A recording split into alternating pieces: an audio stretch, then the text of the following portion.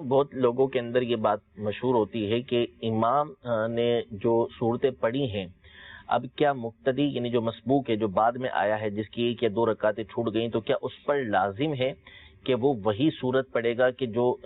امام کے بعد کی صورت ہے؟ یعنی امام نے جو صورت پڑھی ہے اس کے بعد وہ صورت آتی ہو، جیسے سورہ فلق پڑھی ہے تو اب وہ سورہ ناس ہی پڑھے، سورہ کافرون پڑھی ہے تو پھر اس کے بعد کی جو صورتیں ہیں وہی پڑھے۔ یہ ایک لوگوں کے اندر کانسیپٹ ہے، امام کی جو قرات ہو گئی وہ ہو گئی، اس کے بعد جو آپ نے تلاوت کرنی ہے آپ اس کے اندر مستقل ہیں، یعنی آپ کا اپنا کام ہے کہ اس میں آپ نے تلاوت کرنی ہے، تو آپ کا امام کی تلاوت کے بعد یعنی امام کے نماز پڑھنے کے بعد جو آپ رکعت ادا کر رہے ہیں اس کا امام کی تلاوت سے تعلق نہیں ہے، تو اس میں آپ جو چاہے سورت پڑھ سکتے ہیں۔ سورہ ناس پڑھی ہے تو آپ اگر چاہیں تو سورہ کافرون پڑھیں، آپ چاہیں تو الم تر کیف فعل ربک باصحاب الفیل پڑھیں، جو سورت آپ پڑھنا چاہتے ہیں اس کا